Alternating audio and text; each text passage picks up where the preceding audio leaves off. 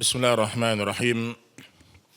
Assalamualaikum warahmatullahi wabarakatuh.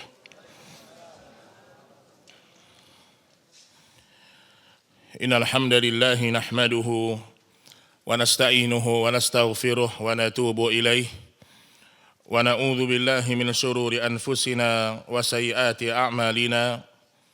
Man yahdihillahu fala mudilla lahu wa man yudlil fala hadiya lahu. Ashhadu an la ilaha illallah wahdahu la syarika lah wa ashhadu anna Muhammadan abduhu wa rasuluh. Ya ayyuhalladzina amanu taqullaha haqqa tuqatih wa la tamutunna illa wa antum muslimun. Amma ba'du, kaum muslimin dan kaum muslimat, ikhwan dan akhwat rahimani wa rahimakumullah.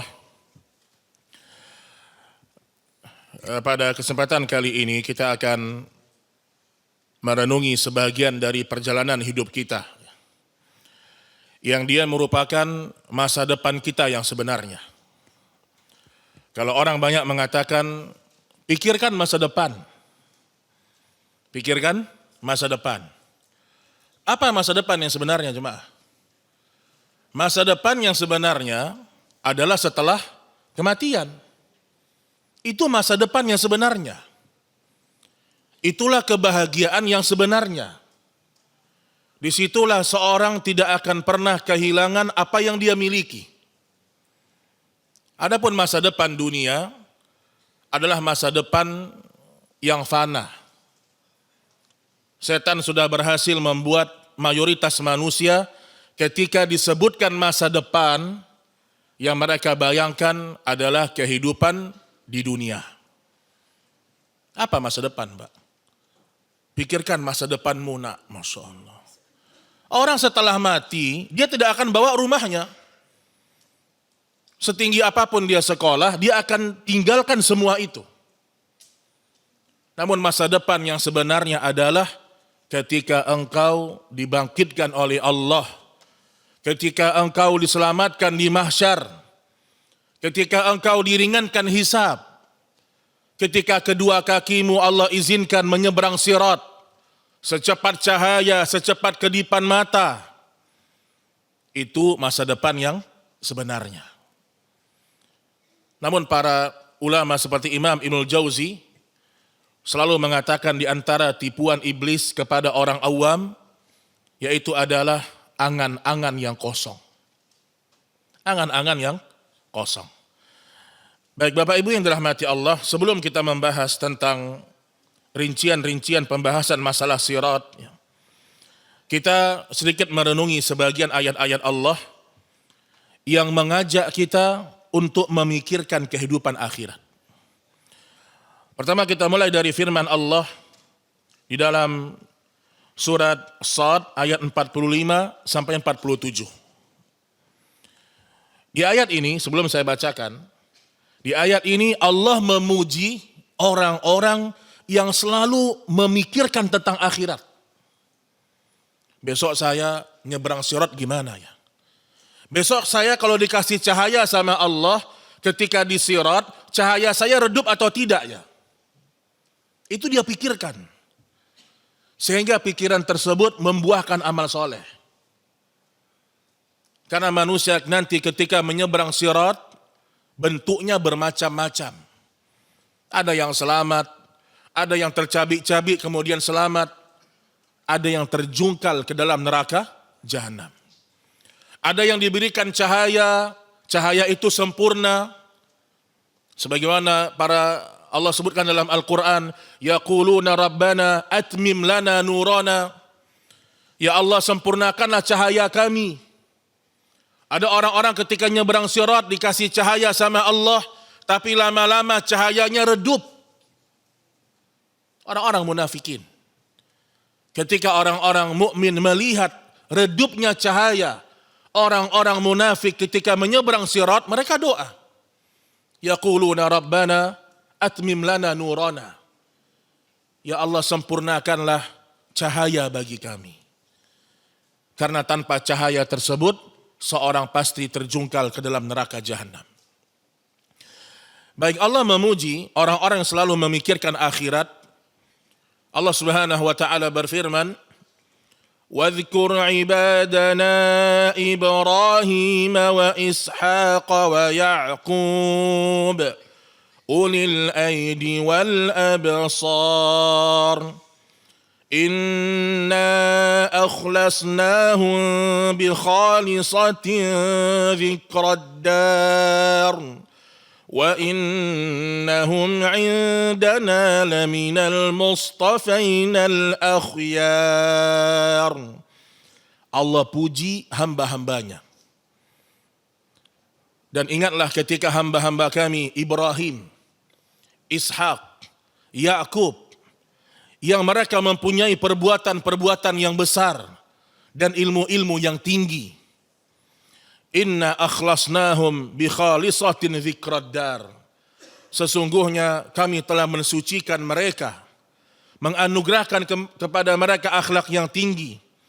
Yaitu apa akhlaknya? Selalu mengingatkan manusia kepada negeri akhirat. Dzikrad dar di sini ada dua tafsiran. Ada yang mengatakan Ibrahim, Ishak, Yakub dipuji oleh Allah karena mereka mengingat akhirat. Tafsir yang pertama. Ada sebagian penafsiran yang kedua, dzikrad dar maksudnya Ibrahim, Ishak, Yakub dalam ayat ini dipuji oleh Allah karena mereka selalu mengingatkan orang tentang akhirat. Maka beruntunglah kita kalau selalu mengingat akhirat dan mengingatkan orang tentang akhirat. Allah memuji para nabi dan para rasul karena mereka punya akhlak yang seperti ini. Apa kata Allah? Wa innahum indana laminal mustafainal akhyar. Dan sesungguhnya semua mereka itu adalah orang-orang pilihan terbaik kami. Terbaik di sisi Allah, Pak. Mungkin di sisi manusia kita diejek. Ini mabuk agama tuh, Masya Allah. Mau dibohong-bohongin sama agamanya katanya. Kita nih di dunia, kalau kita sibuk nyari penilaian orang, kita akan tersesat. Tapi kalau kita sibuk memikirkan apa yang Allah cintai, apa yang Allah ridhoi. Kalau saya seperti ini Allah cinta atau tidak, kita nggak peduli sama orang, Pak. Dan di sini Allah memuji tiga hambanya sekaligus. Laminal mustafainal akhyar. Mereka orang-orang yang mengingat akhirat dan mereka orang-orang yang selalu mengingatkan manusia tentang akhirat. Jadi ibu-ibu, teman terbaik itu Bu, bukan yang nanya merek tas ibu apa, bukan Bu. Apa tuh merek tasnya tuh? Masya Allah. Apa tuh merek sepatunya? Ya sesekali nanya oke. Teman terbaik itu yang selalu ingatkan. Ayo kajian yuk, ayo ikut tahsin yuk, ayo kita lihat anak yatim, ayo kita itu. Mengingatkan orang tentang akhirat. Makanya harus antum bisa membedakan mana ustadz, mana motivator. Antum harus bisa bedakan. Motivator ngajak antum kaya, itu wajar, itulah profesi dia. Ustadz ngajak antum bukan kaya. Ustadz itu ngajak antum paham agama, bertauhid, zuhud. Orang kalau diajak zuhud, apakah maknanya mengajak hidup miskin, Pak? Enggak. Jadi kadang-kadang sebagian orang, dia nggak bisa memahami ucapan-ucapan para asatidzah. Nggak bisa dia fahami ucapan Allah dan Rasulnya. Ketika orang diajak untuk zuhud, bukan berarti mengajak manusia hidup miskin. Tapi kita ajak orang untuk ingat akhirat, ingat akhirat, ingat akhirat. Itu tugas seorang da'i. Dan itu yang dipuji sama Allah. Bukan bagaimana berternak telur, bukan Pak. Beternak uang, bukan. Jadi tolong bedakan antara antum ikut training-training keuangan dengan antum ikut pembahasan akhirat. Dan ingat ikhwan, demi Allah, tidak ada seorang pun yang mengejar akhirat kecuali Allah cukupkan dunianya. Walau dia tidak kaya, Allah hadirkan sifat qanaah dalam hatinya. Saya mau tanya, Ada orang miskin seumur hidup. Itu takdir atau tidak? Takdir. Ada orang kaya seumur hidup, itu takdir atau tidak? Takdir. Jadi jangan mengatakan kalau kamu miskin, berarti kamu ini kurang berikhtiar ini, kamu ini kurang itu. Kalau dia takdirnya miskin, miskin. Kalau sudah terjadi kemiskinan itu takdir. Itu takdir. Adapun seorang berikhtiar, dia berusaha, itu bab lain. Kan sering para ulama mengatakan, engkau bekerja yang halal, engkau bekerja yang haram, rezekimu sama. Jangan antum kira, kalau ada orang ngutang sama antum, 100 juta nih. Pinjam 100 juta dulu. Saya balikkan bulan depan. Terus bulan depan dia nggak balikin. Terus sampai bertahun-tahun dia nggak balikkan. Sampai dia meninggal. Saya mau tanya, kalau kita pikirkan kehidupan akhirat, apakah dengan dia tidak membalikkan uang antum 100 juta, itu artinya rezeki antum berkurang? Nggak berkurang kan? Tapi hati sakit enggak? Makanya ada kisos nanti. Ada kisos, ada kontoroh, ada hisab. Tapi urusan orang tidak balikkan uang, rezeki nggak berkurang. Oh gara-gara dia nggak balikkan uang saya, rezeki saya berkurang. Enggak. Jadi itu kita fahami dengan baik. Supaya kita hidup di dunia ini tenang. Tidak ada satupun orang yang bisa mengambil rezeki kita. Ini ayat yang pertama. Kemudian juga dalam sebuah hadis yang sahih, di mana Rasulullah Shallallahu Alaihi Wasallam atau dalam hadis yang hasan riwayat Ibnu Majah dihasankan oleh Syekh Albani rahimahullah, Nabi ditanya, fa ayyul mu'minina aqyas? Ya Rasulullah, siapa mukmin yang cerdas? Sekarang definisi cerdas sudah berubah-berubah. Kalau kita kembali ke definisi agama kita, orang cerdas itu siapa? Apa kata Nabi Shallallahu Alaihi Wasallam? Aktsaruhum lil mauti dzikra. Orang yang cerdas, jenius, pintar, hebat adalah orang yang banyak ingat mati.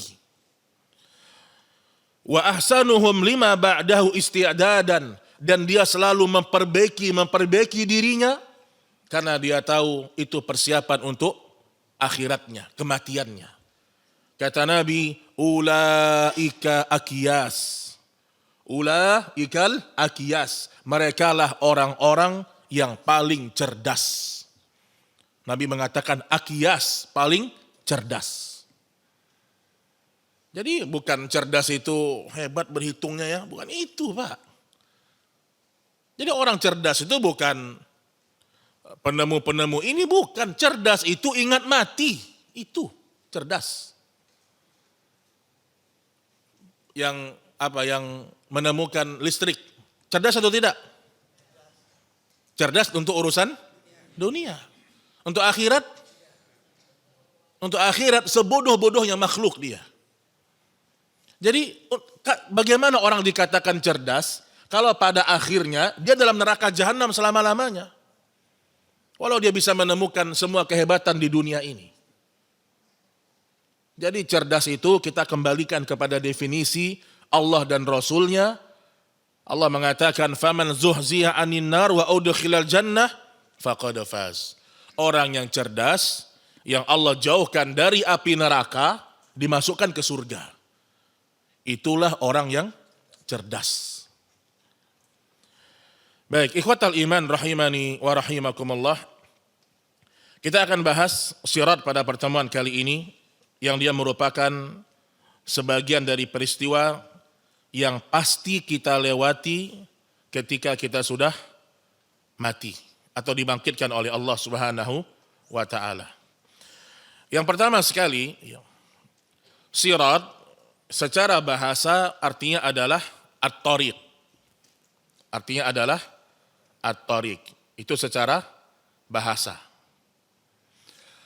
Namun kalau kita lihat secara nas dari Alkitab dan As-Sunnah, sirat itu adalah secara bahasa al-jisr. Al-jisru. Apa itu al-jisr? Jembatan. Secara bahasa artinya adalah jembatan. Adapun secara istilah syariat yang dikumpulkan oleh para ulama, sirat adalah jembatan yang membentang di atas neraka jahanam. Sirat, jembatan yang membentang di atas neraka jahanam. Dan tentang keyakinan adanya sirat ini telah disepakati oleh semua ulama ahlu sunnah. Tidak ada yang mengingkarinya kecuali orang-orang yang tersesat. Allah sebutkan di antara dalil adanya sirat dalam surat Maryam ayat 71. Maryam 71. Allah berfirman, "Wa in minkum illa wariduha kana 'ala rabbika hatman maqdiyya thumma nunajji alladhina ittaqaw wa nadharu adh-dhalimina fiha jithiyya." Wa in minkum illa wariduha. Tidak ada seorang pun di antara kalian pasti melewati neraka atau pasti mendatangi neraka. Nanti silakan dilihat ayatnya ya, Maryam 71. Tidak ada seorang pun dari kalian melainkan mendatangi neraka itu. Di sini maksudnya mendatangi bukanlah berarti mereka masuk. Jadi apakah setiap orang kalau disebutkan dia mendatangi ini, artinya dia masuk? Tidak. Seperti istilah orang Arab, jadi kalau dalam bahasa Arab disebutkan waradat al-iblu al-ma. Onta itu mendatangi air.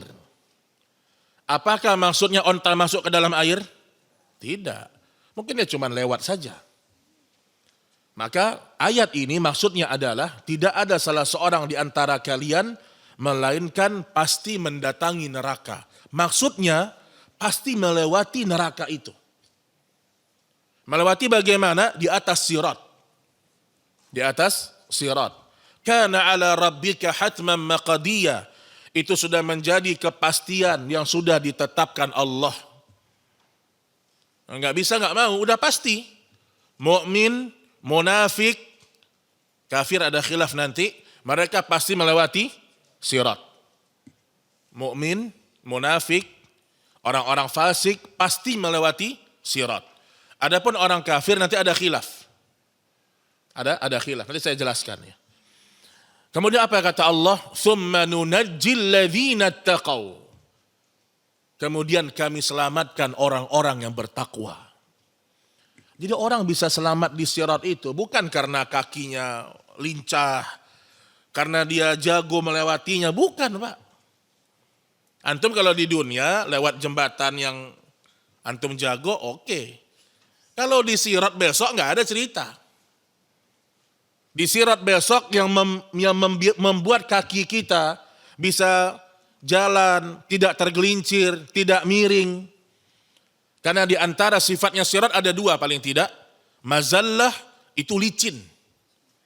Kemudian yang kedua nanti disebutkan dia bisa membuat orang miring. Akhirnya terdorong ke neraka jahanam. Jadi yang membuat kita selamat nyeberang sirat itu Allah. Karena amal kita. Kemudian apa kata Allah? Wa nadharu adh-dhalimina fiha jithiyya. Dan kami biarkan orang-orang zalim di dalam neraka dalam keadaan berlutut. Dalil yang pertama tentang adanya sirat. Kemudian juga disebutkan dalam surah At-Tahrim ayat ke-8. Allah Subhanahu wa taala berfirman, "Yauma la yukhzillahu an-nabi walladzina amanu ma'ah." Subhanallah, Pak. Akan datang hari ketika Allah tidak menghinakan Nabi dan orang-orang mukmin yang bersama dengan dia. Akan datang hari, maksudnya di hari kiamat, di hari akhir, Allah tidak akan hinakan para nabi dan orang-orang yang bersama dengan Nabi. Allah mengatakan Allah tidak akan hinakan orang yang mengikuti Nabi. Orang yang menghidupkan sunnah Nabi. Orang yang selama di dunia mereka mengikuti Nabi. Allah gak akan hinakan di akhirat. Tapi yang ngikut kiai bisa jadi. Yang ngikut ustadz bisa jadi. Yang ngikut Habib apalagi. Di sini ayatnya apa? Yang tidak dihinakan siapa? Yang mengikuti Nabi. Jadi ibu-ibu atau kita semua bapak ibu, kita nggak pernah dipaksa mengikuti siapapun.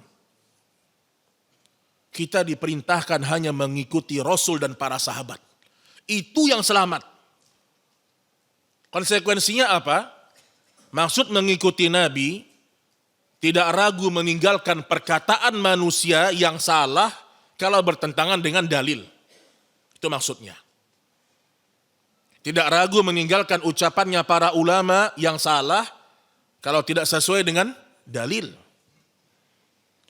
Bagaimana bentuk Allah tidak memuliakan mereka? Nuruhum yas'a baina aydihim wa bi aymanihim. Cahaya mereka Allah pancarkan di hadapan dan di sebelah kanan mereka.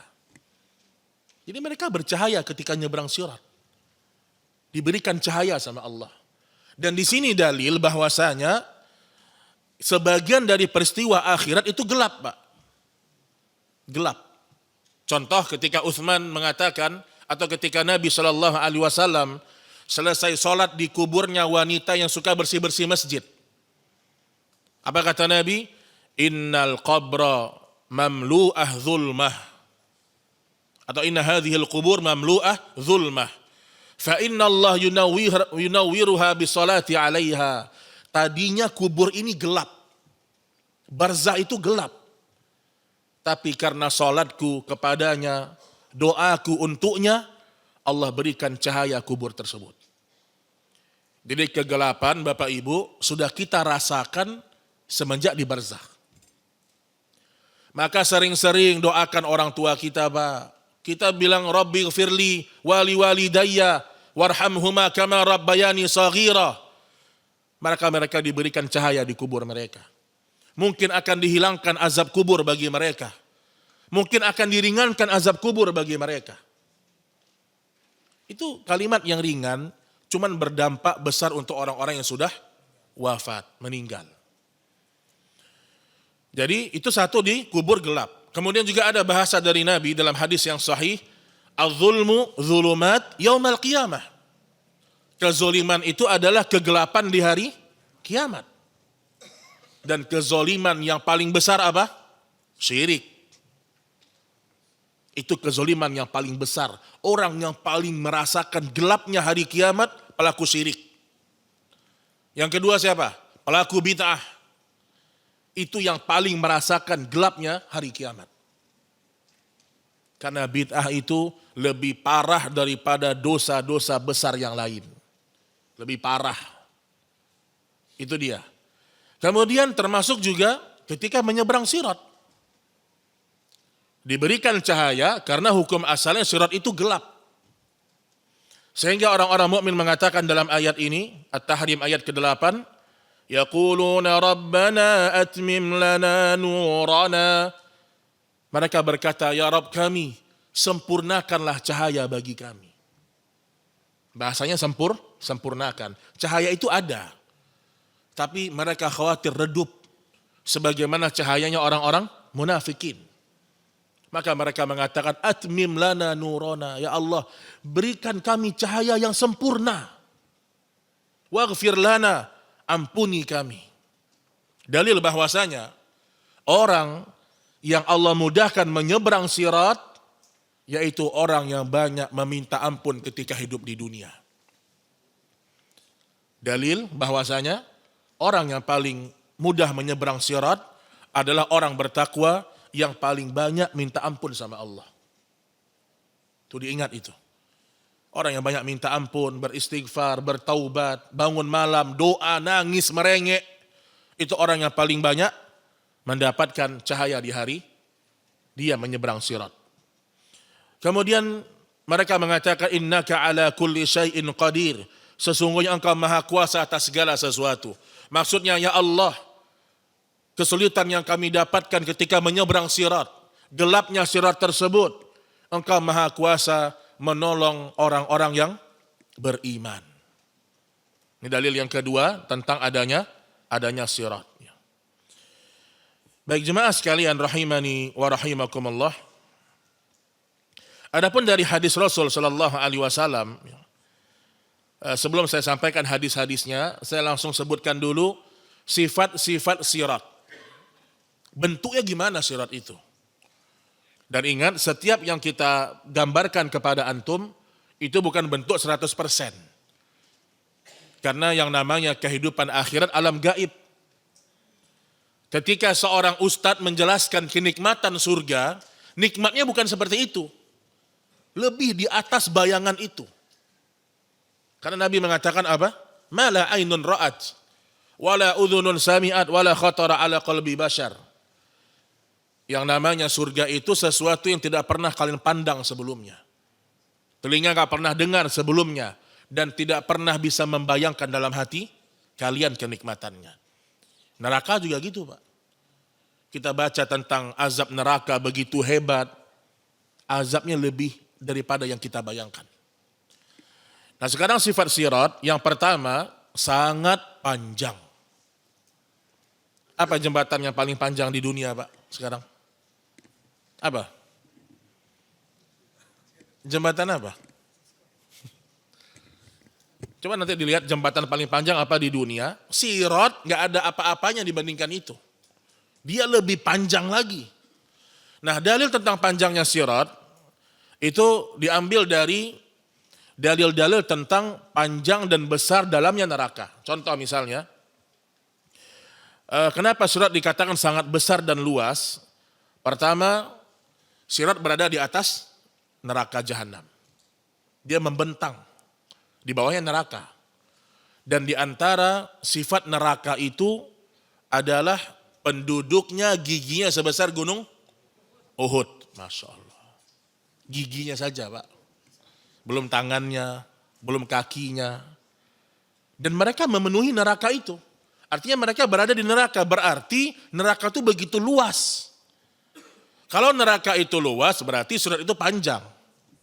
Membentang di atas neraka itu.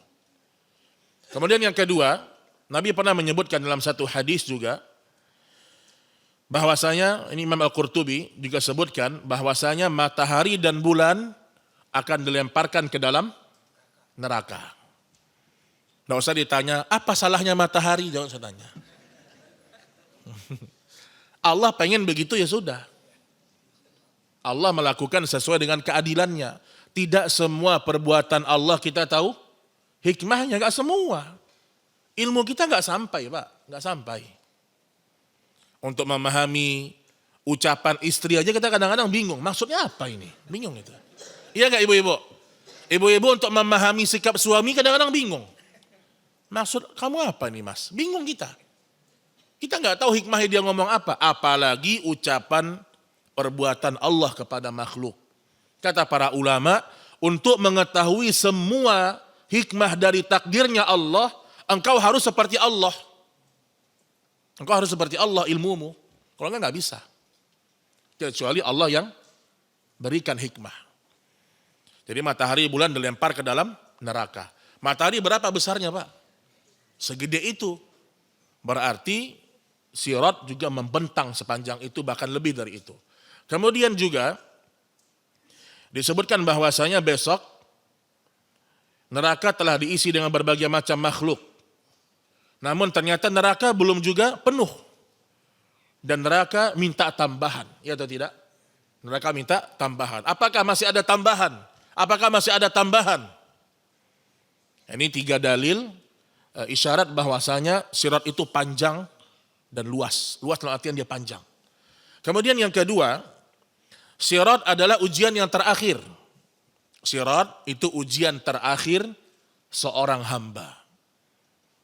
Kita semenjak lahir ke dunia, bahkan masih di alam janin, sudah terjadi yang namanya ujian.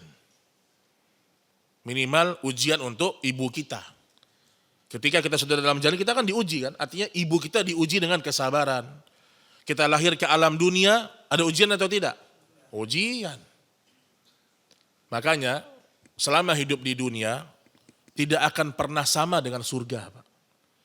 Di surga Bapak Ibu, kemanapun kita menghadap, semua kenikmatan. Wa idza ra'aita thumma ra'aita na'iman wa mulkan kabira. Penduduk surga kemanapun mereka menghadap, kenikmatan. Lihat ke depan, kenikmatan. Lihat ke kanan, kenikmatan. Masya Allah. Lihat ke kiri, kenikmatan. Itu di surga jemaah. Di dunia berlaku enggak? Enggak. Lihat ke kiri, lihat istri sedih, Masya Allah. Lihat suami makin sedih lagi. Kenapa sedih Ustaz? Enggak tahu juga kita. Lihat anak-anak banyak masalah, bingung lagi kita. Jadi pandangan kita di dunia ini enggak bahagia terus. Tetapi di akhirat setiap kita memandang ke arah manapun nikmat semuanya. Orang di dunia supaya rileks, healing istilahnya, harus pergi dulu ke puncak, pergi dulu ke Bogor, Bandung, untuk merasakan kenikmatan. Di surga enggak ada. Di surga kenikmatan itu dalam semua arah, semua nikmat. Semua nikmat. Nah, siratnya ujian terakhir. Di dunia kita diuji. Nanti ada di alam barzah ada ujian atau tidak? Ada fitnatul kubur. Ujian juga itu. Himpitan kubur, dogtoh. Ini kalau dibahas rinci lagi. Kalau di alam barzah itu ada 4 perkara. Pertama, kegelapan kubur, itu ujian. Yang kedua, dogtoh, himpitan kubur. Sampai kata Nabi, kalau seandainya ada orang yang selamat dari himpitan kubur, maka Sa'ad bin Mu'az sudah selamat. Himpitan kubur terjadi, semua kita dihimpit kubur kita nanti. Namun kalau kita beriman dilapangkan setelah itu. Adapun orang-orang kafir dihimpit terus sampai rusuk-rusuk mereka hancur. Nah, itu di alam kubur kita diuji, masih diuji. Man rabbuk wa ma dinuk, ditanya semua. Siapa rasul yang diutus kepadamu, ditanya semua. Saya pas pengajian ada yang nanya, Ustadz, kalau nggak bisa bahasa Arab gimana? Itu ditanyanya Pak, Masya Allah. Itu kalau kita ngisi tempat orang awam gitu. Tapi kita harus sabar. Ustadz, tapi saya nggak bisa bahasa Arab. Di alam barzah dan selanjutnya semua yang menjawab sesuai dengan amal kita Pak. Amal kita. Kemudian apa? Bangkit dari alam kubur. Masih diuji kita. Menunggu sidangnya Allah 50.000 tahun. Matahari didekatkan 1 mil dari kepala kita. 1,6 kilometer. Kemudian ada hisab, ada mizan. Semua ujian. Terakhir menyeberang sirat. Yang berhasil menyeberang sirat, maka di depannya pintu surga. Namun nanti terakhir ada namanya qantoroh. Tapi ujian terbesar terakhir itu sirat. Itu perlu diingat ya, siratnya Allah Subhanahu wa taala. Kemudian sifat yang ketiga, madhadatun, mudah memiringkan orang yang di atas. Jadi kita kalau nyebrang sirat besok mudah. Jadi mudah buat orang miring, akhirnya terjungkal ke dalam neraka jahanam. Terus ada yang miring, ada yang cepat, ada yang nyaman, ada yang lancar. Semua tergantung amal. Sifat yang keempat, mazallah, licin, menggelincirkan. Kalau di dunia kita lihat jembatan licin, jalan licin, aman Ustaz, sepatu mahal ini, Masya Allah. Ini sepatu Onitsuka ini, mahal ini, Masya Allah. Di dunia itu, di dunia. Di akhirat gak ada cerita. Tidak ada cerita, semua tergantung dengan amal. Itu sifatnya adalah mazallah, mudah menggelincirkan orang. Mengerikan loh jemaah. Kita pelan-pelan jalan, di dunianya kita takut seperti itu. Yang keempat, ini dari ucapannya Abu Sa'id Al-Khudri radhiyallahu taala anhu, adaqa minas sa'ri wa ahaddu minas saif. Lebih tipis dari rambut dan lebih tajam daripada pedang. Abu Sa'id Al-Khudri ini. Lebih tipis dari rambut dan lebih tajam daripada pedang. Sesuatu yang harus dilewati seperti itu. Kemudian yang keenam, dilewati seluruh nabi dan umatnya. Dilewati seluruh nabi dan umatnya. Makanya besok Rasulullah Sallallahu Alaihi Wasallam pernah menyebutkan, dialah atau beliaulah orang yang pertama kali menyeberang sirat. Orang yang pertama adalah Rasulullah Sallallahu Alaihi Wasallam. Kemudian beliau mengatakan, Allahumma sallim sallim. Ya Allah, selamatkanlah umatku, selamatkanlah umatku. Rasul selalu mengingat kita, Pak. Umatku, umatku. Alangkah kita tidak bersyukurnya sama Rasul. Alangkah kurang adabnya kita kepada Rasul. Kalau kita meninggalkan sunnah Nabi hanya gara-gara budaya, istiadat, tradisi. Dan itulah pengingkaran terbesar orang-orang jahiliyah ketika meninggalkan Rasul.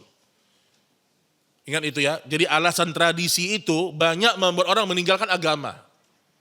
Oh nggak bisa ini Ustaz. Ambo kalau orang Minang nggak begitu Ustaz. Masya Allah. Saya kalau orang Jawa beda Ustaz. Saya kalau orang Kalimantan beda. Nggak bisa Pak. Orang banyak rusak agamanya karena dia menjadikan tradisi suku sebagai prinsip. Agama kalah dengan tradisi.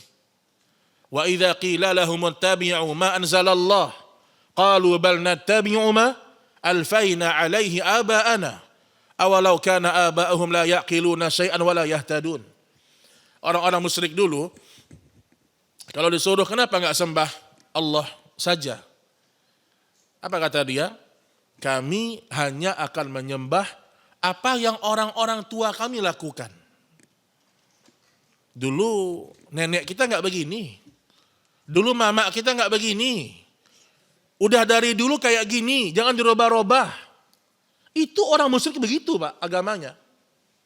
Sampai Allah mengatakan apa? Awalau kana aba'uhum, padahal bapak-bapak mereka, engkong-engkong mereka, apa lagi?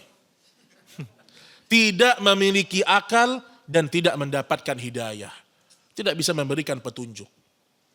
Ternyata alasan orang sekarang, walaupun sudah modern 2025, untuk tidak mengikuti agama sama alasannya. Ini tradisi, ini budaya. Ini lokal apa namanya? Kearifan lokal, Masya Allah. Kearifan lokal. Subhanallah, Pak. Fayuzayyinu a'malahum. Allah, mereka itu akan tertipu dengan amal-amal mereka. Jadi Rasul dan umatnya akan melewati sirat. Kemudian nanti saya sebut masing-masing dalilnya ya.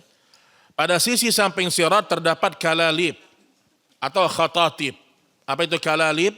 Pengait-pengait yang mencabik-cabik. Jadi pada sisi samping sirat itu ada pengait-pengait. Anda bisa bayangkan dia sudah setipis rambut dan setajam pedang. Kita nggak terpikir bagaimana itu. Yang penting di kiri kanannya ada kalalib. Jangan kasih nama anak kalalib ya, jangan ya. Kalalib kayaknya enak nih Ustaz, kalalib. Kalalib itu pengait-pengait. Kemudian yang kedelapan, terdapat besi-besi tajam. Subhanallah. Disebut dengan sauku sa'dan, tumbuhan berduri untuk menghantam orang-orang yang melewati sirat.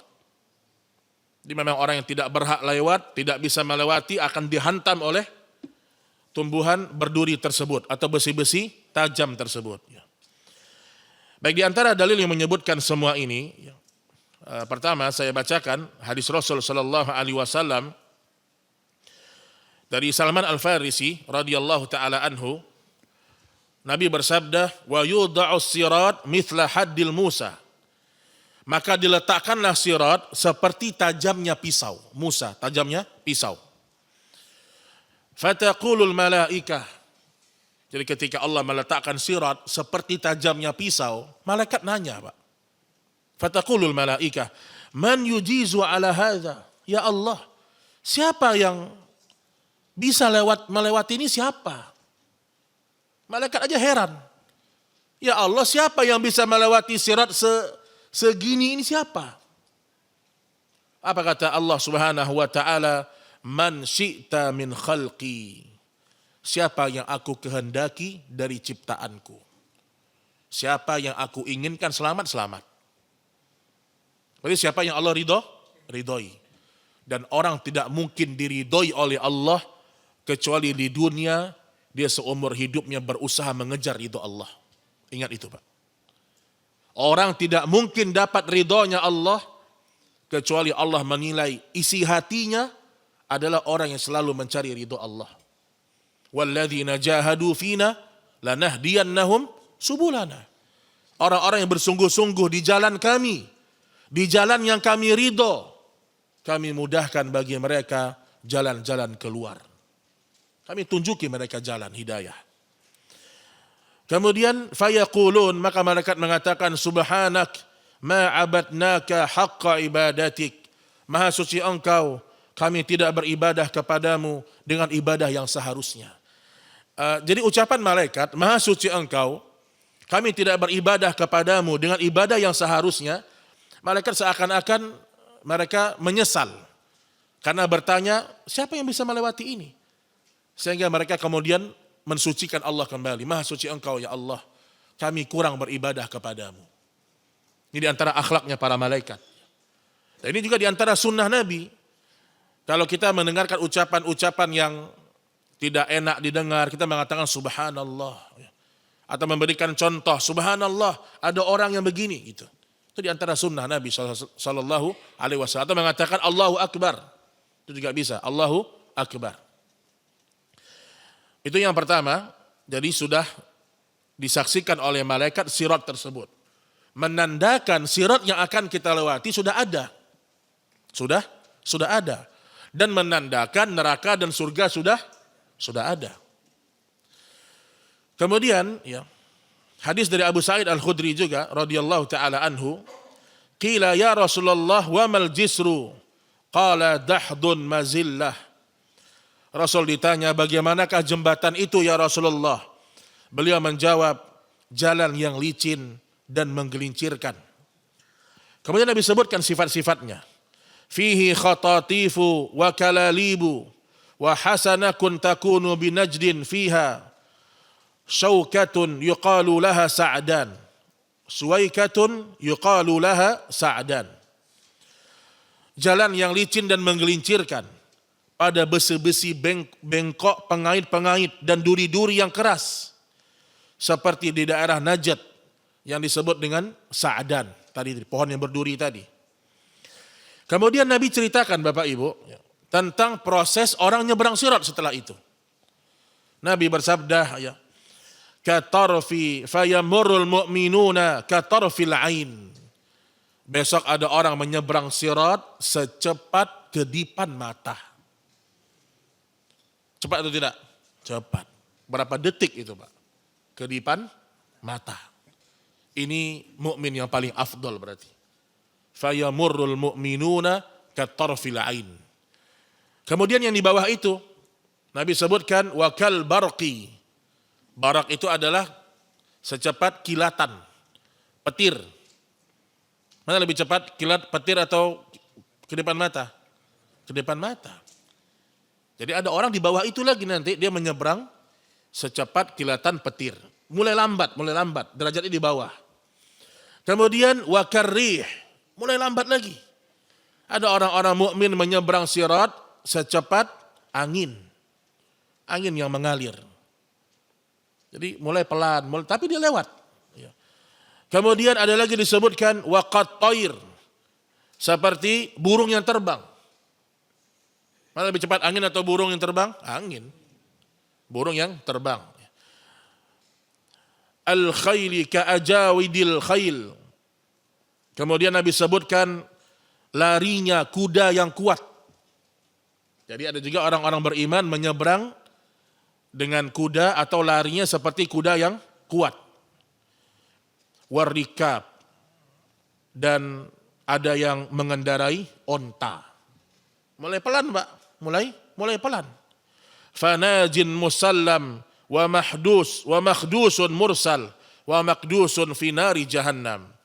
Setelah Nabi sebutkan begini proses mereka menyeberang sirat, maka Nabi sebutkan di antara mereka najin musallam, ada yang selamat. Jadi ada yang naik onta pelan-pelan selamat juga, Masya Allah. Ada yang tadi naik kuda selamat. Mungkin ada yang merangkak-rangkak mau jatuh tapi dia selamat akhirnya. Intinya di sini Nabi menyebutkan sesuai dengan amal masing-masing. Kemudian dari sekian banyak mukmin yang menyeberang, ada juga yang makhdus, mursal. Mereka selamat, tetapi tubuh mereka terluka. Selamat juga tapi tubuh mereka terluka. Adilnya Allah tidak samakan antara iman yang tinggi dengan iman yang di bawahnya. Gak sama, Pak. Adilnya Allah begitu. Gak sama orang yang rajin sholat malam dengan yang tidak sholat malam. Gak sama. Tidak sama orang yang suka bersedekah dengan orang yang jarang bersedekah. Gak sama. Gak sama orang yang sering menuntut ilmu dengan yang di dunia biasa-biasa aja. Gak sama. Berjalan keadilannya Allah Subhanahu wa ta'ala. Kemudian ada yang ketiga, makdusun fi nari jahannam. Ada orang-orang mukmin yang mereka terdorong dan masuk ke dalam neraka jahanam. Ini yang tidak berhasil menyeberang sirat masuk ke dalam neraka jahanam. Baik kaum muslimin dan muslimat rahimani wa rahimakumullah. Kemudian dari hadis Jabir bin Abdullah, hadis yang lain, wa yu'ta kullu insanin minhum munafiqan aw mu'minan nuran thumma yattabi'unahu. Diberikanlah cahaya kepada setiap orang baik dari orang munafik atau orang yang beriman. Jadi diberikanlah cahaya kepada setiap orang, baik dia munafik atau dia beriman. Thumma yattabi'unahu, kemudian mereka mengikuti cahaya tersebut. Di sini dalil Nabi sebutkan mukmin dengan munafik. Kafir bagaimana? Ulama khilaf. Ada yang mengatakan kelamaan, ngapain nyebrang-nyebrang? Kelamaan, langsung cemplung neraka jahanam. Kelamaan.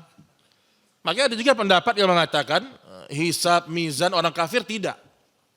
Walaupun pendapat yang kuat, hisab dan mizan mereka dihisab. Siapa yang tahu jawabannya? Saya pernah sampaikan di sini. Untuk menentukan pilih neraka yang mana gitu. Orang kafir dihisab dan ditimbang untuk apa? Untuk menentukan biar pas neraka keraknya atau atasnya sedikit. Yang penting neraka.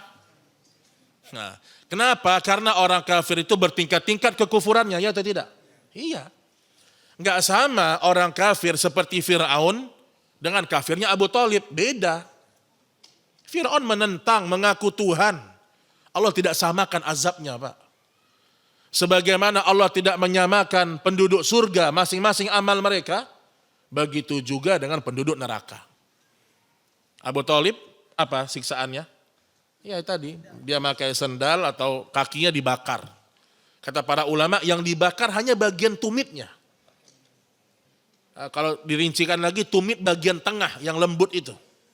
Itu yang dibakar. Tapi kepalanya hancur, otaknya melepuh. Selain Abu Thalib, azabnya di atas itu semua. Hanya Abu Thalib yang mendapatkan keringanan itu, tetapi tetap Abu Thalib dalam neraka. Tapi khusus sirat, udah gak ada. Jadi langsung dicemplungkan. Kelamaan di dunia engkau sudah kafir, engkau sudah tidak ngerti sama agama, engkau mencela Islam, udah masuk neraka jahanam langsung. Dan sekali masuk gak akan keluar selama-lamanya. Bapak Ibu, alangkah bersyukur kita sama Allah, Pak. Bahkan Allah sebutkan, wa nadau ya Malik liyaqdi alaina rabbuk. Penduduk neraka teriak-teriak, ya Allah, wahai malaikat Malik, minta sama Allah supaya kami dimatikan aja dalam neraka ini.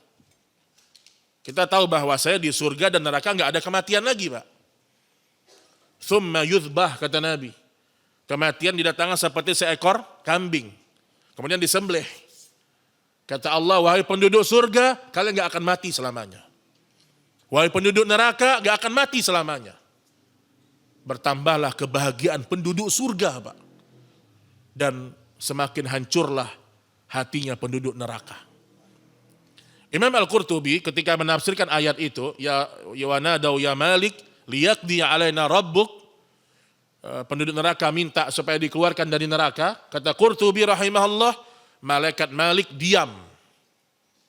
Sampai berapa lama diamnya? 1000 tahun. Dicuekin. Bayangkan itu. Wahai malaikat Malik, matikan kami. Diam aja malaikat Malik. Matikan. Mereka minta itu terus. Setelah 1000 tahun baru dijawab. Jawabannya apa? Qala innakum makithun. Gak ada cerita kalian di neraka selamanya. Udah nunggu 1000 tahun nih. Jawabannya apa? Neraka selamanya. Selamat datang wahai penduduk neraka. Orang yang berarti saya ingin mengatakan begini Pak. Kenapa mereka dalam neraka selama-lamanya, orang kafir itu? Karena yang kekal dalam neraka memang tidak ada sama sekali iman walau sebesar biji zarrah, Pak. Jadi sangat pantas mereka dapat itu gitu loh. Kan orang yang ada dalam hatinya biji zarrah kan keluar dari neraka. Akan keluar dia. Lihat bagaimana rahimnya Allah itu. Ada iman, oke lah, imanmu hanya sebesar zarrah, keluar dari neraka. Allah keluarkan, gak selama-lamanya. 1.000.000 tahun mungkin 1.000.000 tahun. Kita gak tahu. Yang penting tidak selama-lamanya. Jadi maksud saya seorang ketika dia masuk ke dalam hatinya iman, bersyukur ya sama Allah. Dan itu dia jaga sampai dia meninggal. Nah di sini jamaah sekalian, bahwasanya orang akan diberikan cahaya baik munafik maupun mukmin. Tapi orang kafir tidak demikian, Baik, ikhwatal iman rahimani wa rahimakumullah. Kita lihat di antara surat yang membicarakan masalah ini, Al-Hadid ayat ke-13. Ini permohonan orang-orang munafik ketika nyebrang sirat, mereka minta nebeng dengan cahayanya orang mukmin. Mana bisa? Al-Hadid ayat 13. Allah berfirman, Yauma yaqulul munafiquna wal munafiqatu lilladzina amanu unzuruna naqtabis min nurikum qila irji'u wara'akum faltamisu nura فضرب بينهم بسور له باب باطنه فيه الرحمة وظاهره من قبله العذاب. Pada hari ketika orang-orang munafik laki-laki dan perempuan, lihat Allah detailkan di sini, laki-laki dan perempuan berkata kepada orang-orang beriman. Ini ketika nyebrang ini. Apa kata mereka? Unzuruna naqtabis min nurikum. Tunggu kami, tunggu. Jangan cepat-cepat lewati sirat, tunggu kami. Supaya kami dapat mengambil bagian dari cahaya kalian. Jadi mereka nyebrang, di belakangnya orang-orang mukmin. Mereka melihat orang mukmin cahayanya banyak. Adapun cahaya mereka lama-lama redup.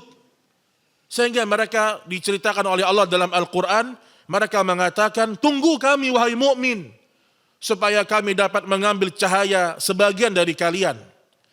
Dikatakan kepada mereka, kembalilah kamu ke belakang dan carilah cahaya itu sendiri untukmu. Subhanallah. Ketika mereka sibuk mencari cahaya orang mukmin, maka Allah mengatakan kepada mereka, balik ke belakang, cari cahaya sendiri. Subhanallah. Lalu diadakan di antara mereka dinding yang mempunyai pintu. Di sebelah dalamnya ada rahmat. Dan sebelah luarnya dari situ ada siksa. Di sini dalil, alangkah orang-orang munafik itu sangat menginginkan cahayanya orang-orang mukmin. Nah, di sini Bapak Ibu, kata para ulama, Al-Hadid ayat 13, kenapa orang munafik masih Allah kasih kesempatan nyebrang sirat, walaupun ujungnya mereka akan jatuh. Allah ingin membuat makar bagi mereka. Karena mereka ini munafik ini dulu di dunia menyembunyikan kekufurannya dan menampakkan keislaman. Pura-pura Islam. Di dunia mereka mempermainkan Allah, di akhirat dipermainkan sama Allah. Dan tidak ada perbuatan Allah yang sia-sia. Jadi mungkin seakan-akan ketika orang munafik melihat orang mukmin berhasil, oh kami juga berhasil nih. Kami juga berhasil nih. Ketika mereka sudah punya harapan, lalu Allah binasakan harapan itu, mereka redup dan terjungkal ke dalam neraka Jahannam. Ini dia di antara dalil yang menyebutkan masalah ini ya. Makanya seringkali ilmu itu Allah berikan dengan isyarat cahaya. Ilmu itu adalah cahaya. Maka orang kalau dia belajar syariat, dia mendapatkan cahaya, hidayah. Jadi kita berharap mudah-mudahan Allah sempurnakan bagi kita cahaya besok di hari kita menyeberang sirat. Baik, ikhwatal iman rahimani wa rahimakumullah. Dalam hadis yang lain juga diceritakan, dalam hadis Mustadrak Imam Hakim ala sahihain, terjadi dialog, artinya ditanyakan kepada Nabi Shallallahu Alaihi Wasallam. Jadi ada keluhan seorang kepada Allah. Rabbi limadza abta'tu bi abta'ta bi. Jadi ketika dia nyebrang sirat, dia mengatakan, wahai Rabbku, mengapa engkau membuat aku lambat nyebrang sirat? Kok aku lambat, yang lain kok cepat-cepat nih? Apa kata Allah kepada dia? Lam ubti bika innama abta'a bika amaluk. Aku tidak pernah membuat engkau lambat menyeberang sirat. Tetapi yang membuatmu lambat adalah amalmu sendiri. Makanya orang yang bersegera melakukan amal soleh, Allah segerakan kakinya menyeberang sirat. Makanya ayat-ayat yang menyuruh kita untuk mentaati Allah disuruh bersegera atau tidak? Bersegera. Ayat tentang masalah mendekat kepada Allah disuruh berlari. Fafirru ilallah. Maka berlarilah kalian kepada Allah. Kalau untuk urusan dunia apa? Wala tansa nasibaka minad dunya. Wabtaghi fima ataka Allahu ad-daral akhirah wala tansa. Kejarlah negeri akhirat, berlarilah, berlomba-lombalah. Jangan lupa urusan dunia. Jadi Bapak Ibu, dunia itu asal jangan lupa aja. Jangan lupa antum punya istri, jangan lupa itu. Jangan lupa anak-anak harus dinafkahi, jangan lupa. Jangan lupa kita harus berikhtiar mencari rezeki, sekedar jangan lupa. Bukan bersungguh-sungguh kemudian berkejar-kejar, enggak. Urusan akhirat iya bersungguh-sungguh. Makanya Allah memuji orang-orang yang ketika sedang bekerja mencari dunianya, tiba-tiba datang seruan azan. Fas'au ila dzikrillah wa dzarul bai'. Kalau diserukan kepada kalian di hari Jumat, khutbah Jumat maksudnya, maka bersiap-siaplah menuju ke masjid. Tinggalkanlah perdagangan kalian. Jual beli. Itu yang Allah puji di dalam Al-Quran. Jadi ketika dia bekerja, tiba-tiba datang perintah Allah, dia langsung ingat. Bersegera untuk melakukannya. Jadi tidak ada seorang pun yang bisa menyalahkan Allah ketika dia menyeberang sirat, karena dia lambat, karena amalnya sendiri. Baik, Bapak Ibu yang dirahmati Allah Subhanahu wa taala. Taib, ini dia pembahasan umum yang berkaitan dengan masalah sirat. Ya. Ada bahasan yang berkaitan dengan masalah sekte-sekte sesat seperti bagaimana Mu'tazilah memahami sirat dan seterusnya. Tapi kita tidak perlu bahas. Ya. Intinya sebagian sekte banyak yang mengingkari adanya sirat. Tapi kita ahlu sunnah meyakini bahwasanya sirat itu benar-benar ada. Benar-benar ada. Contoh misalnya ya, Anda bacakan satu pendapat mereka. Misalnya seorang bernama Al-Qadi Abdul Jabbar Al-Mu'tazili. Dia berkata begini, falasna taqulu fi sirati ma yaqulul khashawiyah min anna dhalika adqa min asy'ari wa ahaddu min as-sayf wa innal mukallafina yukallafuna ijtiyazuhu wal murura bihi. Jadi kata beliau, kami tidaklah berpendapat tentang sirat sebagaimana ahlu sunnah, hasyawiyah, ahlu sunnah. Bahwasanya sirat itu lebih tipis daripada rambut dan lebih tajam daripada pedang. Kami enggak berpendapat begitu, kata dia.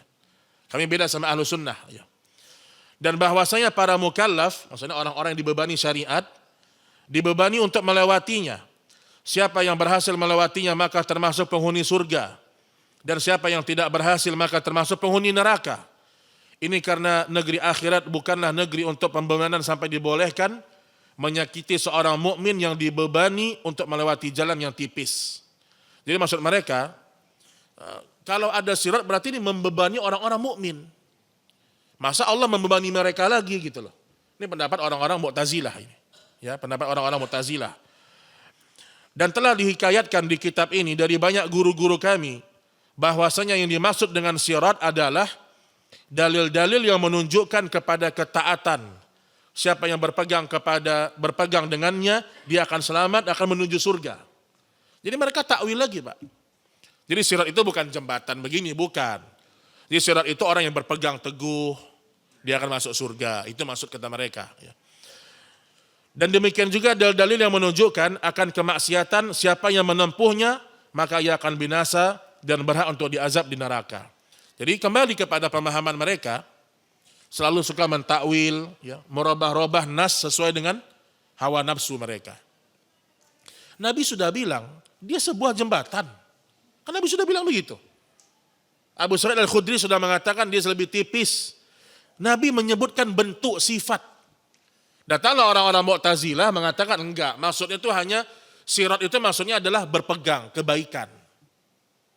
Ini sama ketika sebagian mereka, atau sebagian kelompok sesat juga mengatakan, malaikat itu tidak ada, dalam bentuk tidak ada. Jadi mereka bilang malaikat itu bukan fisik, bukan. Malaikat itu adalah sifat baik yang ada dalam hati seseorang. Nah itu kata mereka begitu, mereka takwil. Padahal jelas Syekh Utsaimin sebutkan dalam Ushulul Iman, malaikat itu punya jantung, malaikat punya tangan, malaikat punya sayap, bahkan malaikat punya mata. Disebutkan dalam kitab-kitab para ulama ahlu sunnah. Jadi ini diantara pendapat sebagian dari mereka atau mayoritas orang-orang Mu'tazilah mengingkari adanya sirat.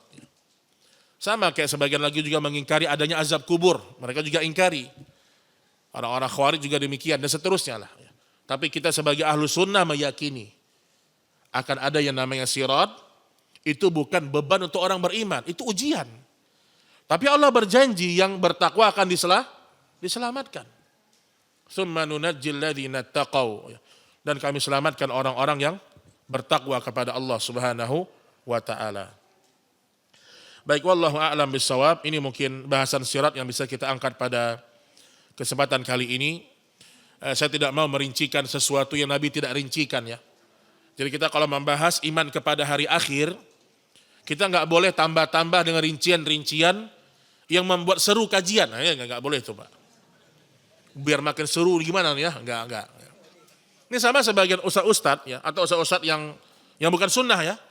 Ustadz-ustadz Ikhwanul Muslimin, ustadz-ustadz akhir zaman, mengisahkan Ya'jud Ma'jud, mengisahkan hari kiamat itu kadang-kadang dengan tambahan-tambahan yang nggak ada dalilnya. Nah kita ahlu sunnah, apa yang ada dalil kita sampaikan, apa yang Nabi rincikan kita rincikan, yang tidak udah. Kita serahkan ilmunya kepada Allah. Kayak kemana ada yang nanya begini, di Bekasi ini, di Masjid Nurul Ilmi, tapi bagus pertanyaannya ya. Ustadz besok di sirat itu ngantri nggak? Masya Allah. Jadi sirat itu apa masing-masing atau kita ngantri? Masya Allah. Itu kan apa ya? Nabi tidak merincikan. Tapi kalau kita lihat dari dalil sirat itu panjang. Semua melewati di satu sirat itu. Urusan ngantri tidak ngantri ini bukan dunia jemaah. Ini bukan dunia. Ya. Jadi sesuatu yang tidak pernah Nabi rincikan jangan dirincikan. Jangan dirinci-rincikan. Baik, wallahu a'lam bissawab. Ini yang bisa kita sampaikan. Semoga Allah mudahkan kaki kita menyeberang sirat. Dan semua itu karena amal-amal soleh kita selama hidup di dunia. Baik, sebelum kita akhiri Bapak Ibu, kalau ada pertanyaan, dipersilahkan jemaah sekalian. Ya, silakan. Ya.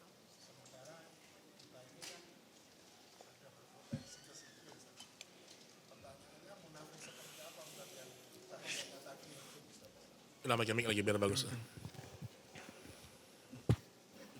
Diulang Pak, biar dengar yang lain. Apa. Tadi kan disampaikan bahwa ada orang munafik yang akan nyebrang sirat itu cahayanya akan redup. Sementara kita berpotensi untuk ada sifat kemunafikan. Lalu pertanyaannya munafik seperti apa yang cahayanya terang lalu redup tadi Ustaz? Baik, Masya Allah. Barakallahu fiik ya. Baik, barakallah. Ya perhatikan Bapak Ibu, kita belum selesai ya.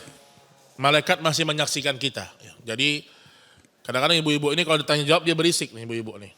Jadi malaikat masih menyaksikan kita. Dan ingat, di antara tafsir para ulama, maksud dari malaikat turun, ini ada tafsir yang menarik di sini. Malaikat turun kemudian mengepakkan sayapnya.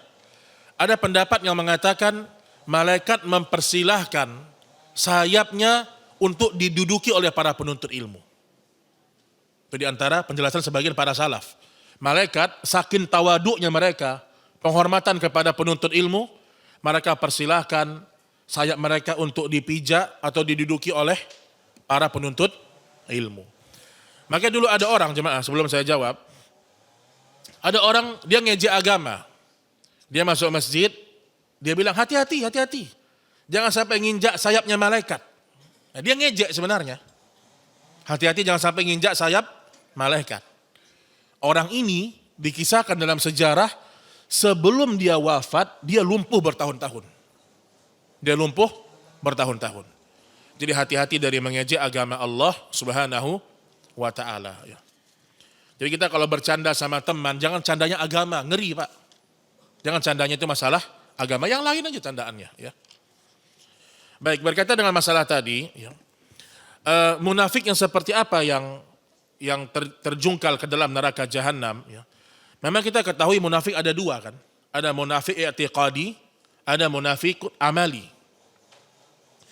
Wallahu a'lam, ya, semua dikembalikan kepada kadar kemaksiatan masing-masing. Apakah munafik amali ada potensi masuk ke dalam neraka jahanam? Ada. Walaupun nanti mereka tidak kekal. Karena munafik amali ini munafik dia masih muslim, tapi dia melakukan sifat-sifat orang munafik. Contoh dia sering dusta. Dia kalau janji suka khianat. Kapan bayar hutang? Insya Allah bulan depan. Insya Allah. Bulan depan datang, kapan bayarnya? Insya Allah bulan depan. Insya Allah. Qadarullah. Insya Allah. Nah, ini munafik ini Pak, tapi munafik amali. Ada lagi orang munafik amali ini, dia kalau sudah bermusuhan melampaui batas. Dia berlebih-lebihan. Nah nanti Allah akan mengukur dengan keadilannya, kalau dia tidak diampuni dosanya, dia akan jatuh ke dalam neraka. Tetapi yang sudah pasti jatuh, itu munafik i'tiqadi. Itu sudah pasti. Kenapa? Karena munafik i'tiqadi ini sebenarnya dia kafir. Tapi kenapa dikatakan munafik i'tiqadi? Karena dia menyembunyikan kekafirannya. Yang munafik i'tiqad, keyakinan, itu ketika nyebrang pasti masuk ke dalam neraka jahanam. Ini orang-orang munafik di masa Nabi banyak ya. Abdullah bin Sabah, Abdullah bin Ubay bin Salul ya. Nah itu semua mereka tergolong munafik i'tiqadi. Ya wallahu taala a'lam bis-shawab. Ya silakan Pak ya. Assalamualaikum warahmatullahi wabarakatuh. Saya menanya kalau misalnya kita katanya korban itu apa udah kata itu menambah kita cepat sirot katanya. Apa itu benar apa enggak? Gimana Pak? Pelan-pelan Pak, gimana Pak? Kita kalau korban Idul Adha, korban nih, korban katanya biar bisa aja menyelamatkan kita ke sirot katanya. Ke jembatan sirot mustaqim. Oh, Masya Allah ya. Jadi Bapak Ibu ya, dalam pembahasan iman kepada hari akhir, alam barzah, nyebrang sirat, hari mahsyar, sangat banyak hadis-hadis yang dhaif dan palsu. Ingat itu. Kenapa banyak hadis yang palsu masalah iman kepada hari akhir? Karena banyak mereka memotivasi orang, gitu loh. Dan isi kebanyakan hadis palsu apa? Motivasi. Nah, termasuk masalah sirat, ya. Banyak hadis yang tersebar tentang barang siapa yang berzikir seperti ini, nyebrang siratnya berhasil. Barang siapa yang menyembelih tadi, itu juga dikatakan akan memudahkan sirat. Wallahu a'lam ya. Setahu saya tidak ada hadis yang demikian. Ya. Jadi tidak ada memang amalan khusus yang Nabi sebutkan kalau mengamalkan ini berhasil nyebrang sirat, tidak ada. Tapi yang para ulama sebutkan umum. Tadi ayatnya umum kan? Tsumma nunajjil ladzi nattaqau. Kami selamatkan orang-orang yang bertakwa. Jadi tidak ada kaitan dengan kurbannya. Tapi kalau dia potong kurban, dia ikhlas, itu menjadi amal soleh dia. Tapi dikatakan khusus amal itu, maka tidak ada dalilnya.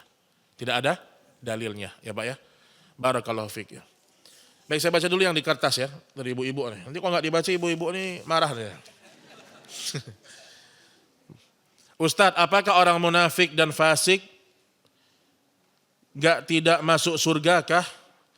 Ya, tadi kalau munafiknya munafik keyakinan, munafik i'tiqad, sebenarnya dia kafir tapi pura-pura Islam. Dia dalam neraka, dia nggak masuk surga. Innal munafiqina fid darkil asfali minan nar. Orang-orang yang munafik, dia berada di kerak neraka jahanam. Tapi kalau munafiknya, dia mukmin, dia masih sholat, dia masih puasa, dia percaya kepada hari akhirat, tapi dia janji sering dusta. Setiap janji qadarullah terus, nah itu. Jadi dia banyak dusta, banyak berkhianat. Nah ini namanya munafik amali, munafik kecil. Dia akan masuk surga nanti, kalau Allah mengampuni dosa-dosanya dan dihapus dosa-dosanya. Jadi intinya dia tidak kekal dalam neraka. Karena dia punya tauhid, walaupun dia punya dosa-dosa yang lain. Makanya ada istilahnya syafa'atun li ahlil kabair. Jadi Nabi punya syafaat khusus untuk para pelaku dosa besar. Nah adapun fasik itu adalah pelaku dosa besar. Dia mukmin, tapi banyak melakukan dosa besar. Nah selama dosa besar itu dia tidak pernah menganggapnya halal. Ada orang berzina, minum khamar, makan riba, tapi dia mati dalam kondisi bertauhid. Dan dia ketika melakukan dosa besar, dia merasa bersalah. Nah dia masih ada potensi untuk mendapatkan syafaat. Dia bisa dimaafkan oleh Allah, dia nggak masuk neraka, bisa. Tapi bisa juga Allah mengazab dia. Itu yang diistilahkan dengan para ulama tahta masyiatillah. Orang-orang yang banyak dosa besarnya dan tidak sempat bertaubat, nanti Allah serahkan urusannya. Allah bisa maafkan, Allah juga bisa mengazab mereka. Jadi dia masih mukmin, tapi dia masih muslim, tapi dia seorang pelaku dosa besar. Ya, silakan Pak. Assalamualaikum warahmatullahi wabarakatuh. Waalaikumsalam warahmatullahi wabarakatuh. Sebagai manusia kita harus hablum minallah dan hablum minannas. Apabila kita hidup dalam lingkungan yang banyak kita bilang pelaku tradisi, Masya Allah. apakah yang harus kita lakukan? Kita ikut atau kita menjauh atau gimana? Karena kan kita harus menjaga hubungan baik juga. Baik, Masya Allah. Gitu ya, Barakallahu fiik, Pak. ya. Ya jadi kalau kita disuruh memilih mana yang lebih afdol, kita bersabar di tempat-tempat yang seperti itu, sambil kita berdakwah, kita mengingatkan mereka, atau kita mengasingkan diri. Dalam hadis disebutkan lebih afdal orang-orang yang bertahan di situ. Bersabar dengan ujian-ujian dari mereka, tapi sambil kita memperbaiki mereka. Itu lebih afdal di sisi Allah. Disebutkan dalam hadis seperti itu. Mereka yang bersabar ala azahum, mereka bersabar atas gangguan-gangguan. Itu lebih baik daripada mereka mengasingkan diri. Namun kalau kita malah terpengaruh, akhirnya gara-gara kita berusaha hablum minan nas, akhirnya kita terikut dengan mereka, lebih baik kita mengasingkan diri. Awalnya mungkin kita dakwah nih pelan-pelan. Lama-lama, ayolah ya, ke kubur bentar, ke kubur. Kita ke kuburan wali Allah ini. Kalau kita masih bisa membentengi diri kita, bagus, antum bertahan di sana. Tapi kalau seandainya kita mudah terpengaruh, kita lebih baik cari tempat yang lain. Nah bagaimana kalau kita bertahan misalnya? Ya tetap selama itu urusan-urusan duniawi, kita ikut sama mereka. Itu kan muslim juga. Gotong royong nggak ikut gotong royong ikut. Wisata religi jangan ikut. Afwan yang nggak ikut. Nah, itu ada yang sakit, Pak RT sakit atau Pak apa sakit, kunjungi. Muslim, Pak Muslim. Jadi kita ini saudara semuslim, nggak boleh juga kita nggak mau lah beda, enggak. Kita Muslim tetap, mereka Muslim itu. Adapun kesalahan yang mereka lakukan mungkin mereka tidak tahu. Bahkan sebagian ikut-ikutan. Jadi sesama Muslim, al-muslimu akhul muslim. Muslim akhul muslim, saudara semuslim. Ada mereka acara, selama acaranya tidak ada maksiat datang. Jadi kalau begitu cara kita muamalah sama mereka. Sekali-kali buatin kue untuk tetangga di depan, belakang, samping, buatin kue. Nah, itu muamalah yang sangat bagus karena Nabi mengajarkan kepada kita akhlakul karimah. Tapi ingat, kapan hablum minan nas kita fokus ke hablum minan nas tapi hablum minallah kita rusak, nah kita harus waspada. Kita mulai diajak-ajak melakukan syirik misalnya, mulai diajak-ajak melakukan dosa misalnya. Nah, kita mulai waspada di situ, ya. Jangan kita terikut. Makanya Ashabul Kahfi, kenapa mereka tidak memilih bertahan, mereka memilih mengasingkan diri? Karena mereka tidak meyakini keselamatan agama mereka.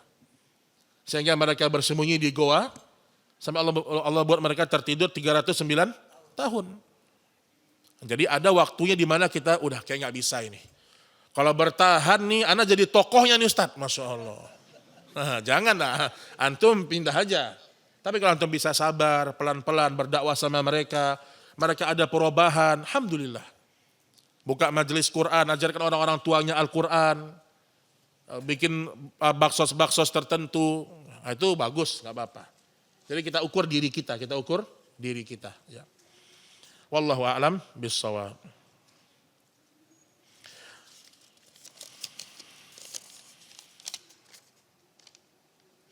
Saya pernah membaca tulisan bahwa ibadah dibangun di atas 3 pilar, cinta, takut, dan harap. Barang siapa yang ibadahnya kepada Allah atas dasar cinta saja, dia seorang zindik. Yang atas dasar harap saja, dia Mu'tazilah, Murji'ah. Siapa yang ibadahnya kepada Allah hanya karena cinta saja, maka dia seorang Khawarij. Ini salah kayak ini. Pertanyaannya Ustadz, bagaimana kita untuk bisa menghadirkan 3-tiganya terkumpul menjadi satu? Oh iya, betul. Jadi kalau kita beribadah harus ada 3. Cinta, takut, harap. Kalau kita terlalu cinta, kita hanya cinta saja, kita buang rasa takut dan harap, nanti kita kayak orang-orang sufi misalnya. Kami tidak pantas masuk surga, tapi nggak mau ke neraka juga gitu. Nah, itu orang-orang sufi itu Pak. Mau kemana ente? Di surga hanya surga dan neraka. Nah, ini juga nih kayak gini nih, karena rasa cinta. Akhirnya gara-gara rasa cinta mereka membenarkan semua ibadah. Makanya di antara orang-orang sufi, kenapa mereka datang ke kubur Pak, minta-minta? Mereka merasa itu bukan syirik. Karena kecintaan kepada wali Allah. Kecintaan. Sehingga ada pendapat di antara mereka, orang kalau sudah bertauhid, muslim, gak bisa murtad. Selama ada rasa cinta. Saya sudah bahas di kitab tauhid di sini ya, sudah saya bahas. Ada sebagian kelompok yang mengatakan orang Islam tidak bisa murtad karena ada rasa cinta. Jadi ini juga salah ya. Tapi ada juga orang rasa takut takut sama Allah. Akhirnya jadi orang Khawarij. Dia tidak ada harapannya sama Allah. Akhirnya orang Khawarij, dia sampai pada kesimpulan pelaku dosa besar dalam neraka. Makan riba udah neraka, gak akan keluar selama-lamanya. Orang zina gak akan bisa masuk surga. Karena mereka mengatakan pelaku dosa besar tidak mendapatkan ampunan Allah. Karena rasa takutnya terlalu besar. Akhirnya putus asa mereka. Ada juga yang Murji'ah. Ini juga banyak Murji'ah ini. Terkadang di masa sekarang dia nggak bilang diri dia Murji'ah, tapi pemahamannya Murji'ah, Pak. Apa Murji'ah itu? Amal itu tidak mempengaruhi iman. Jadi mereka mengatakan Allah itu maha besar, Allah maha penyayang. Antum bayangkan, Allah punya 100 rahmat. Satu rahmatnya turun ke muka bumi. Satu rahmat Allah, kita berkasih sayang. Maka di akhirat besok ada 99 rahmat. Insya Allah walaupun kita nggak pakai jilbab, walaupun kita jarang sholat, rahmat Allah besar, Masya Allah. Nah, kayak gitu Pak, itu namanya Murji'ah itu. Jadi mereka terlalu berharap rahmat Allah, mereka lupa dengan azab Allah. Makanya kata Allah, Nabi ibadi anni anal ghafurur rahim, wa anna azabi huwal azabul alim. Ya Muhammad, ya Rasulullah, sampaikan kepada mereka, aku ini maha penyayang. Tapi azabku juga pedih, dua-duanya. Nah sekarang bagaimana menghadirkannya? Cara menghadirkannya dengan kita mengingat semua keutamaan, ancaman, dan rasa cinta. Misalnya begini, kita sholat nih, Allahu Akbar. Dalam hati kita, saya sholat Karena ini amal yang dicintai Allah. Saya sholat karena saya gak mau masuk neraka. Karena orang yang gak sholat masuk neraka. Saya sholat karena saya berharap pahala dari Allah. Begitu terus Pak. Ketika sedekah, hadirkan itu. Saya sedekah karena saya cinta kepada Allah. Saya berharap pahala dari Allah. Dan saya takut juga kalau di padang mahsyar, kalau saya nggak sedekah, saya nggak dinaungi sama Allah. Begitu caranya. Hadirkan semua seperti itu. Dengan cara apa? Mengingat keutamaan dan ancaman. Ya gitu caranya ya. Wallahu ta'ala a'lam bissawab. Ada banyak baju-baju orang yang dulu untuk contoh ukuran, tapi masih ada di rumah saya. Saya sudah kehilangan kontak orang-orang tersebut. Saya harus kemanakan ya Ustadz? Bagus-bagus. Apakah boleh saya sedekahkan? Karena kalau sudah dijual pun sudah tidak laku. Ya kalau sudah kita berusaha mencarinya, ini dia seorang buka jasa jahit ya, dia sudah berusaha mencarinya dan gak ketemu juga, maka dia sedekahkan atas nama orang itu. Ya atas nama orang itu. Ini sama seperti kasus Luqatah, kalau kita ketemu sesuatu di jalan yang tidak ada nilainya atau nilainya tidak terlalu berharga. Kita ambil, kita langsung sedekahkan. Kecuali nilainya berharga. Antum mau naik mobil, ada emas 500 gram misalnya. Misalnya. Itu boleh nggak antum sedekahkan? Nggak boleh, antum umumkan dulu selama setahun. Diumumin ke media sosial semuanya. Kalau nggak ada, nanti kita diskusi ya. Tapi kalau barang-barang yang murah, nggak bernilai, itu langsung disedekahkan. Ketemu uang ya 1.000, 2.000 gitu, langsung sedekahkan. Nggak ada masalah. Ini fatwa Syekh bin Baz rahimahullah. Karena itu khusus barang-barang yang berharga. Ya. Saya membaca setelah salat zuhur, salat 4 rakaat. Yang benar atau 4 atau 2 rakaat? Sebelum zuhur berapa? 4. Setelah zuhur? Iya, jadi di sini memang ada banyak khilaf ya. Termasuk juga pelaksanaannya. Ada yang 4 dan 2, ada yang 4 dan 4 ya. Ini masalah fikih biasa ya. Antum kembalikan kepada dalilnya ya. Yang mau melakukan 4 silahkan. Yang 2 juga dikembali kepada dalil ya. Begitu juga pelaksanaannya, walaupun ada pendapat yang kuat ya. Qabliyah zuhur ada yang mengatakan 2-2. Ada yang mengatakan dari sebagian para ulama 4 sekali salam. Artinya seperti salat zuhur. Dan ini pendapat ulama-ulama mutaqaddimin, banyak. Karena dalam hadisnya 4. Kalau hadisnya 4 rakaat berarti seperti salat zuhur. Ada yang mengatakan 4 tapi 2-2. Ya ini metode dalam mengamalkan ya, wallahu a'lam bissawab ya. Dua-duanya boleh kita amalkan ya. Makanya Ibnu Taimiyah Bapak Ibu pernah ditanya, "Ya Syekh, kenapa engkau tidak menulis buku khusus masalah fikih?" Jadi banyak ulama tulis masalah fikih banyak, tapi Ibnu Taimiyah dia seorang alim besar dia, mujtahid mutlak. Tapi kebanyakan bukunya masalah akidah, iman. Kemudian bantahan-bantahan pemahaman yang menyimpang. Apa kata Ibnu Taimiyah? Ammal fikhu amrun yasir. Fikih itu masalah yang ringan. Artinya fikih itu ya seorang kalau tidak tahu dia bertanya kepada ahli ilmu, selesai gitu loh. Adapun masalah akidah, iman, ini dibawa terus sampai mati dengan keyakinan. Nah, jadi maksud Ibnu Taimiyah, perkara fikih itu perkara yang lapang ya. Jadi perkara yang luas, ada khilaf-khilaf yang ringannya sudah, kita nggak usah terlalu berpecah gara-gara itu. Oh kalau kalau anak qabliyah zuhur 4 anak. Anak ikut ustadz itu 4. Yang satu lagi enggak, anak 2-2. Akhirnya berantem. Enggak. Ahlus sunnah bukan begitu Pak. Salafiyah itu, salafiyin, pada urusan-urusan fikih, mereka berlapang dada. Selama masing-masing ada hujahnya. Tapi kalau masalah akidah, iman, mereka satu. Imam mazhab 4 itu kenapa? Itu semua masalah fikih. Dalam masalah akidah mereka satu. Jadi Bapak Ibu jangan juga mengotak-ngotakan ustadz-ustadz dari sisi ini. Ustadz ini kurang sunnah dia, ngapa? Dia kalau sholat nggak gerak-gerak tangannya, Masya Allah.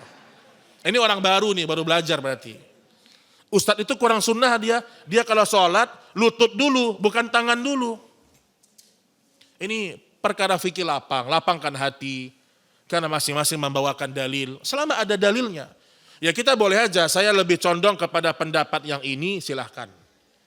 Tapi untuk mengeluarkan orang dari ahlu sunnah, wah ini berat. Kayak Al-Fatihah misalnya Pak. Ustadz apakah kita baca Al-Fatihah kalau imamnya mengeraskan? Itu kan khilaf lagi. Khilaf ya. Jadi yang kayak gitu kita berlapang dada. Tapi masalah iman, manhaj, akidah, keyakinan, ini kita nggak bisa toleransi. Karena itulah yang membuat kita selamat. Ya, terkadang orang dimaafkan karena dia tidak tahu dengan masalah-masalah ibadah yang seperti itu. Ya. Wallahu a'lam bishawab. Maka dulu ada Syekh Albani tulis buku kan, sifat sholat Nabi. Ada buku lagi ditulis sama Syekh Abu Bakar Al-Jazairi, ulama di Masjid Nabawi juga. Dia tulis buku apa?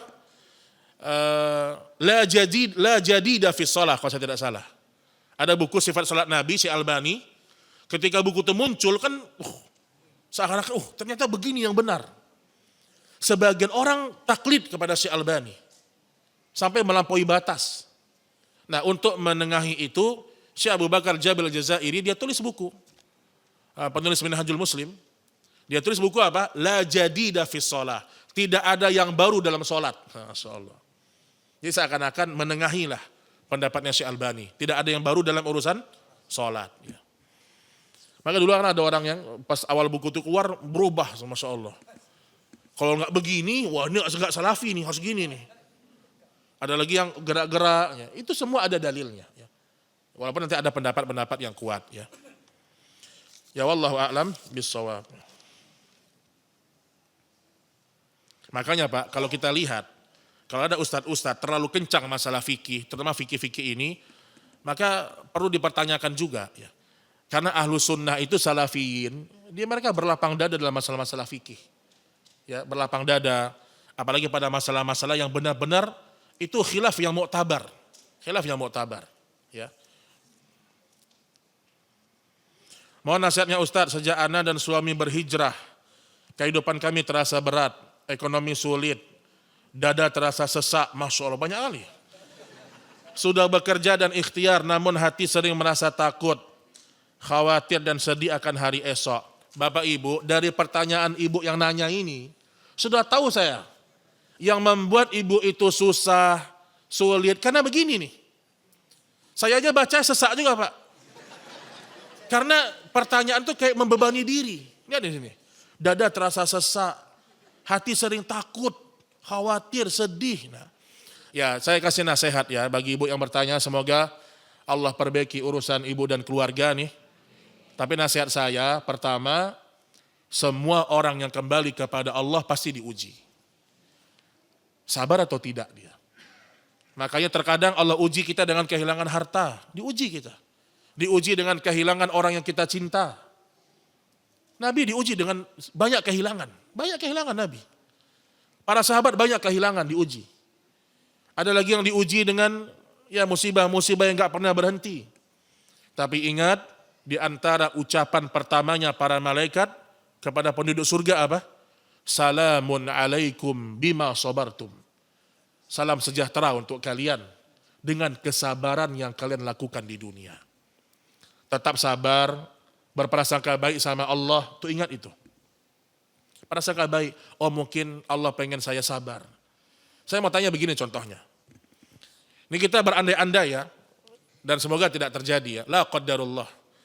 Seandainya, ini seandainya yang dibolehkan, karena kita ingin merenungi. Seandainya antum, misalnya antum. Siapa antum? Sugeng, Pak Sugeng, seandainya antum, Allah takdirkan lumpuh 20 tahun. Tapi ada kepastian masuk surga. Antum ridho atau tidak? Ridho. Seandainya nih, kita lumpuh 20 tahun, pasti masuk surga, ridho atau tidak? Ridho. Cuman masalahnya tidak ada kepastian. Tapi Allah berjanji Pak. Allah berjanji kepada orang-orang mukmin yang sabar, yang ikhlas, yang berprasangka baik kepada Allah. Anna inda dhanni abdin bi. Memang tidak ada kepastian, tapi Allah berjanji sama kita. Nah makanya pikir-pikir itu, kalau hidup terasa sesak, minta sama Allah, ya Allah berikan saya kesabaran. Rabbana afrigh alaina sabra, ya Allah kuatkan kesabaran saya. Mudahkan urusan suami saya, itu satu. Ya. Kembali lagi sama Allah. Ya. Dan ingat, yang menakdirkan hidup kita mungkin susah, ekonomi sulit. Yang menakdirkan itu siapa? Maha Penyayang, bayangkan. Yang Maha Penyayang menakdirkan itu. Enggak mungkin ada yang salah dalam takdirnya Allah, tidak mungkin. Maka seorang wanita yang berkulit hitam yang pernah kita ceritakan, ketika Nabi mengatakan, engkau sembuh, tapi tidak ada jaminan surga. Atau engkau berada di atas penyakitmu, ada jaminan surga. Dia pilih mana, Pak? Dia pilih biarlah tetap sakit, tapi masuk surga. Nah, pikir-pikir begitu. Biarlah saya hidup susah sebentar. Tapi kalau saya ridho, saya sabar, mudah-mudahan saya masuk surga. Pikir-pikir itu. Kalau kita nggak mikirnya ke sana, kita akan stres. Itu yang pertama. Yang kedua nasihat saya, ya. Yang kedua sering-sering melihat ke bawah. Jangan melihat ke masa lalu kita yang kaya atau ke orang yang lebih kaya. Lihat ke bawah. Ekonomi kita susah, ada orang lebih susah dari kita. Kemudian yang ketiga, jangan terlalu banyak mengeluh kepada manusia. Karena mengeluh kepada manusia itu kita sama seperti membicarakan tentang perbuatan Allah yang tidak kita suka. Kamu tahu nggak, aku ini semenjak hijrah kok makin susah ya. Aku kerja susah, aku ini susah. Sebenarnya sedang mempertanyakan apa? Perbuatannya Allah itu. Maka mengeluhlah langsung kepada Allah. Nah itu dia mungkin beberapa nasihat saya. Ya semoga Allah mudahkan semua urusan. Ya. Dan seandainya kalau itu cara Allah membuat ibu dan keluarga masuk surga, maka ridholah. Seandainya dengan kemiskinan ini, kesulitan ini, itu yang membuat engkau masuk surga, maka ridholah sama Allah. Ridholah kepada Allah Subhanahu wa ta'ala. Baik, ya ini yang bisa kita sampaikan Bapak Ibu sekalian. Semoga bermanfaat. Wassallallahu ala nabiyina Muhammad. Subhanakallahumma wa bihamdik. Asyhadu an la ilaha illa anta astaghfiruka wa atubu ilaik. Assalamualaikum warahmatullahi wabarakatuh.